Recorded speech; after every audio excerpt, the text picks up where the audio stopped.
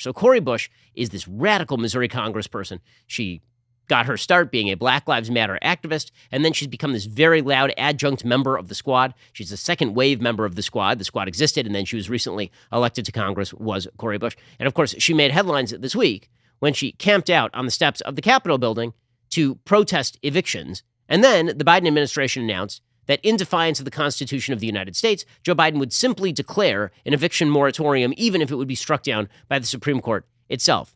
And here's the thing. Why would you follow Cori Bush down this primrose path at all? Cori Bush is terrible. Her policies are not in line with what the vast majority of Americans want.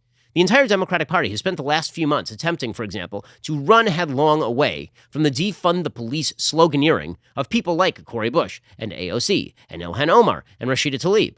And yet, when it comes to much of their policy, they seem to be following the lead of the squad. And every so often, Cori Bush will just Leroy Jenkins it. Right? Every so often, the Democratic Party will be like, guys, we don't need to do this defund the police stuff because it polls really bad. Let's do this policy stuff in the dead of night when not a lot of people are watching, but let's not campaign as overtly radical. Let's not do that. And then Cori Bush will be like, Leroy Jenkins, and just rush in, face first. So that's what happened yesterday. Cori Bush was doing an interview, and she declared that she wanted to defund the police. But she didn't just say that. She said, I pay for security. I have taxpayer-funded security. I need security, but you, the regular people, you don't need police. We should defund the police. I'm going to make sure I have security because I know I have had attempts on my life and I have too much work to do. There are too many people that need help right now for me to allow that. So if I end up spending $200,000, if I spend $10 more on it, you know what? I get to be here to do the work. So suck it up, and defunding the police has to happen. We need to defund the police and put that money into social safety nets because we're trying to save lives. So in the exact same sentence where she says that she deserves $200,000 of security, she says that you should not have security.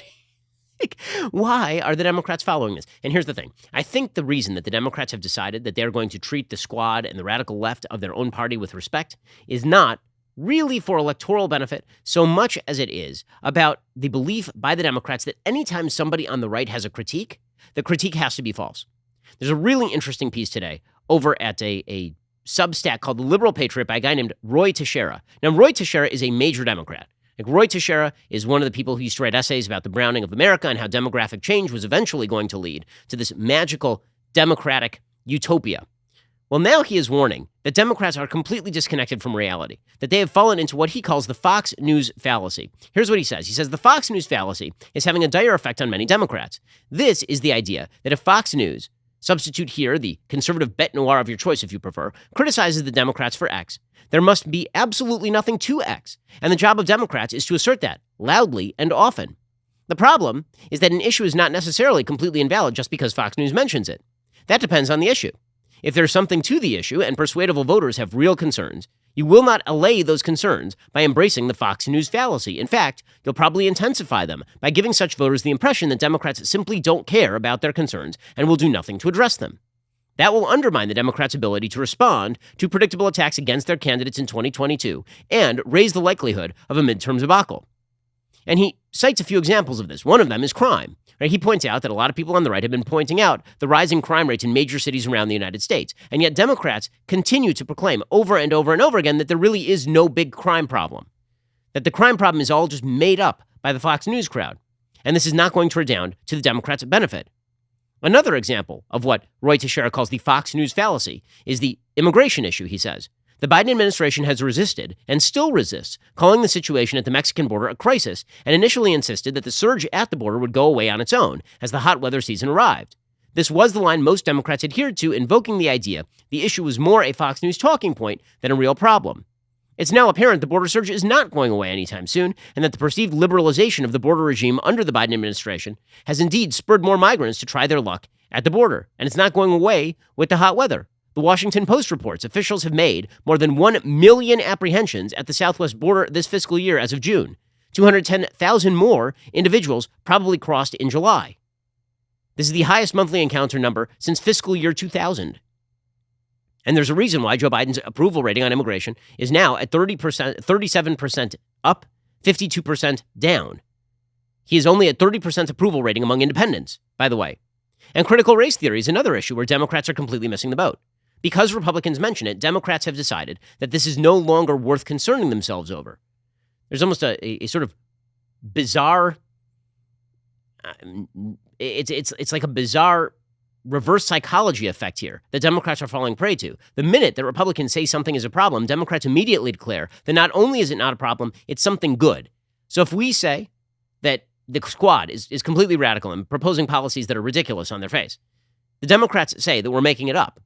And then the American people know we're not making it up because they have eyes, they have ears, they can see it happening. By the way, this also happens in reverse, right? This is not unique to the left. The right has this as well. If the left makes a criticism of the right that has some legitimacy to it, very often people on the right will just go, well, if the left is saying it, it must be false. Well, no, it might be false, but that doesn't mean it definitely is false. Right now, for the Biden administration, however, they are falling into a real political trap here because they are so attached to the idea that Fox News is the font of all evil and shows like this one are not worth listening to, and that anyone who disagrees with them is a vicious bigot. They're so attached to that idea that they're disregarding the fact that many, many Americans agree that their agenda has skewed far too radical. Right? As Roy Teixeira points out, this is certainly true with regard to critical race theory. Right? The American people do not like critical race theory. The polling data shows this stuff is really, really unpopular. It's unpopular in Virginia. And Roy Teixeira concludes, Democrats who embrace the Fox News fallacy are inclined to believe there is no real issue here other than voters whipped up by Fox News who are simply opposed to teaching students about slavery and the like. That is a mistake and blinds Democrats to a real problem that is emerging. Generally, Democrats need to wean themselves away from the Fox News fallacy as a generic response to conservative attacks. This is exactly correct. But Democrats don't seem to be getting the message. Not with regard to the Cori Bush wing of the Democratic Party, and not with regard to COVID either. Because it turns out that a lot of the critiques from the right are steeped not in anti-vaxxerism. They are steeped in data. They are steeped in science. They're pointing out that there is a serious lack of data for much of what the left is calling for right now. And because the left doesn't like the right, they're just ignoring it. And they're pretending that they can dismiss all of that with the wave of a hand and everybody will just accept it. This is a bad political move for them. I mean, honestly, if they want to do it, go for it. It's just going to make a lot of lives worse. And then they're just going to get the ass kicking they deserve come 2022.